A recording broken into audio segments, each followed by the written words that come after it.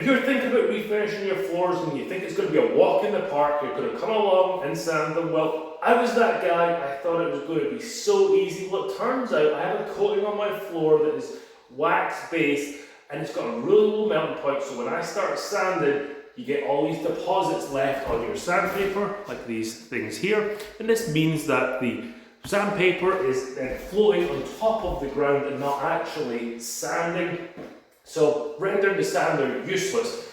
Now, we found a way to get this surface cleaned and get this coating off the floor, and it's by using ammonia. Now, you might think that's kind of a little bit crazy, use this for cleaning. Well, when you put this on this floor, it just basically comes up. It is crazy. So we've got the ammonia, we've got the bucket, we've got a mop.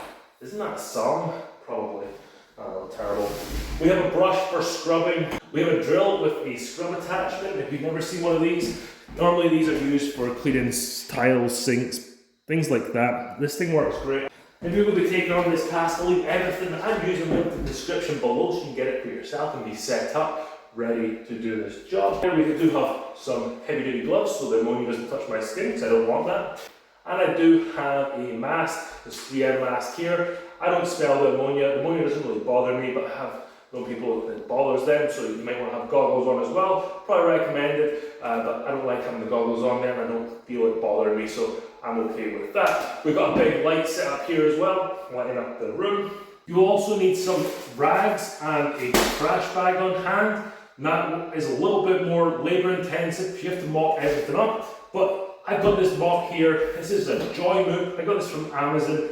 I like everything else. I'll link in the description below. This thing saves so much work. So if you have to get down your hands and knees to mop everything up, you can mop up all the slurry that is created with this. It's a little more of an expensive option than using the cloth, but trust me, it's a lot of work to do this. This is going to make your life so much easier.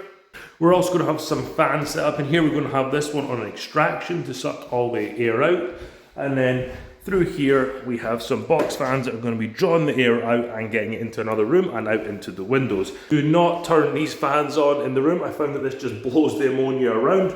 Once you're finished, you're going to turn that on to help it dry, but don't have that fan on when you're applying the ammonia. So around the edge here you see the darker stains. In the centre of the room here you can see kind of a blotchy finish. The light's kind of making it reflect a little bit. That isn't the actual colour of the wood, that's just the colour of the poorly applied stain. Almost looks like sweat stain marks. I start off this process by applying the ammonia to the floor. I put it in the bucket, I use the mop, and then I make sure to saturate the floor. You don't want to put too much down here, but you also need to keep it as wet as possible. Now you're going to let the ammonia sit on the floor for 5 to 10 minutes, and you'll know this is working because as soon as you touch this with a brush or the drill brush, it's going to come right up. Now I'm starting to use my drill with that scrubber attachment I showed you before, and you can see here the finish just starts coming up with the drill. I don't need to apply much pressure, let the drill do the work.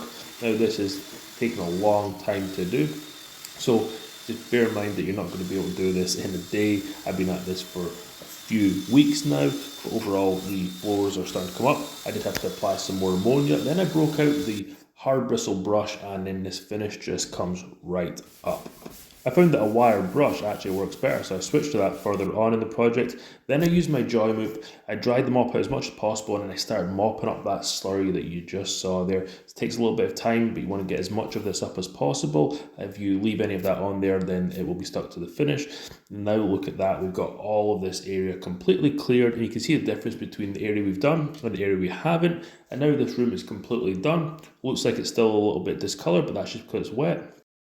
And now the floor is dry. You can see a little bit of staining left behind from areas that we didn't scrub that well, but don't worry, the sander will get that when we come along with that. We've got most of the wax removed. So if you did enjoy this video and you want to see more videos like this, make sure you watch this one here.